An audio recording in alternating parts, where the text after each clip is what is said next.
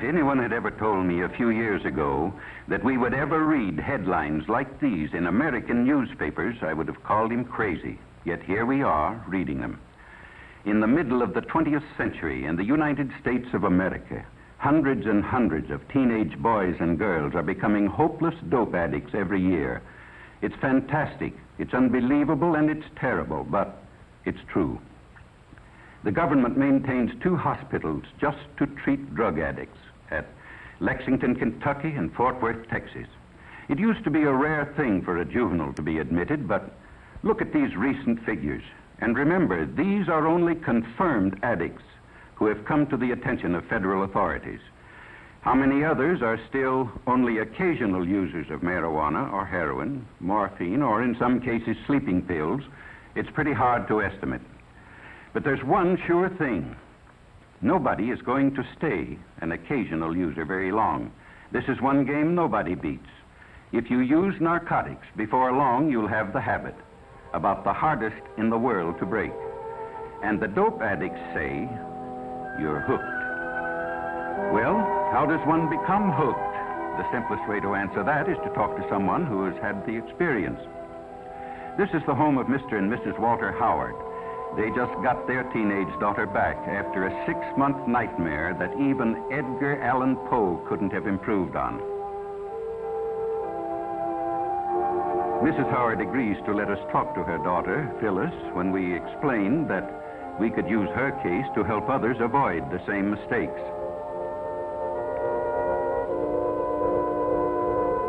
This is Phyllis as she looked 6 months ago, a senior in high school, pretty as a picture.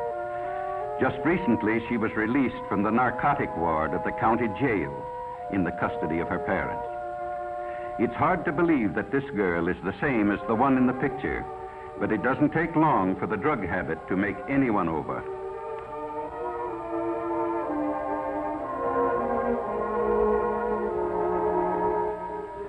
Phyllis wasn't anxious to talk about her experiences with dope, but she could see how her story might be used to help others, and she began to talk.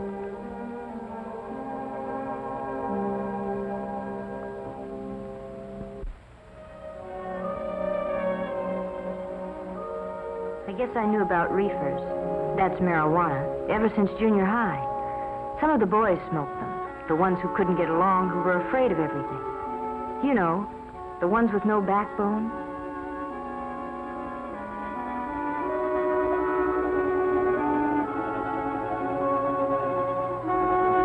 In high school, my girlfriend Ann and I went around with Jim and Bob. They both smoked pot. That's jive talk for marijuana. And after a while, Ann and I got so that we did, too.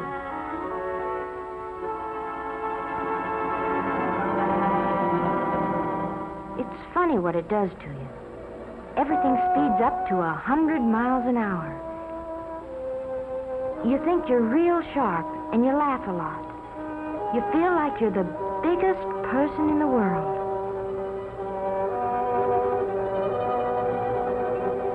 But I didn't feel so good when I came home high that night. My dad knew something was wrong, but he didn't know what. Mother was sure her daughter would never do anything bad. I'd been smoking pot for quite a while before I met Chuck. I guess he was what the newspapers call a peddler. He supplied the kids at school with whatever they wanted. Most of them used reefers like us, but some liked stronger things. There was something intriguing and different about Chuck. I guess I appealed to him in some way, too. Anyway, I found out later what it was about him. He had the heroin habit. He was hooked. Chuck and I started running around together, and one night he asked me up to his place. I knew by now he started peddling after he got the habit, so he could get H for himself. He needed a lot, because he had a big habit. You know something about hypes? They're like a disease. They don't like to see anybody not using the stuff just because they do.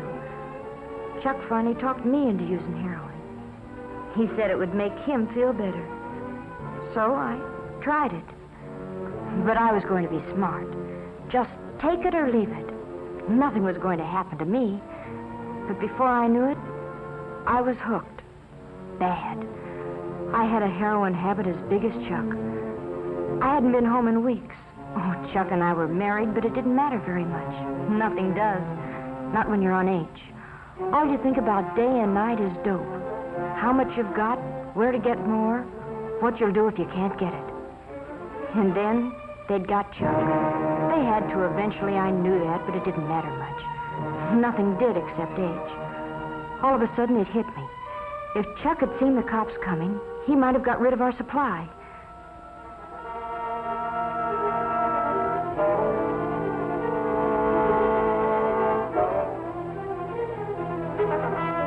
That's what happened. Chuck got rid of everything. Probably in the garbage disposal. Oh, that's a favorite trick of Hype's when they're going to be arrested. But it left me in an awful spot. I needed a fix bad. So bad I didn't care whether I lived or died. And I didn't know whether I'd ever get another cap.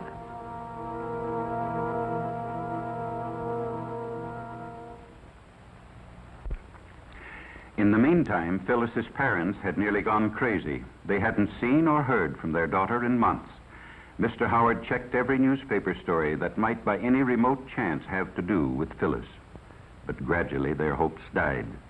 They were almost convinced she was dead. But I wasn't dead. I tried once to kick off the habit, but I was too far gone. You know, the police say, find a heroin addict and you find a criminal, and that's just about it. If you're hooked bad, it costs about $30 a day for H. Boys get the money by stealing or swiping car parts, maybe by holdups. Girls take up street walking or do what I did, become peddlers themselves. When Chuck went to jail, I used his contacts and peddled dope myself. Sure, I knew it was wrong, but when you're hooked, you can't help yourself. They got me eventually, too, just like they did Chuck.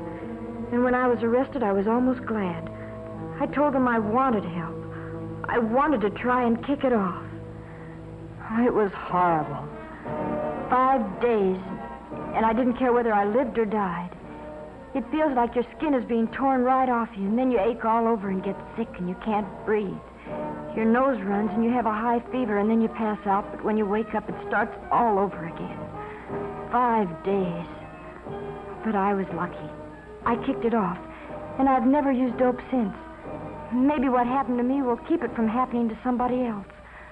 Or I don't even want to talk about it. And all I hope is that someday I can forget it.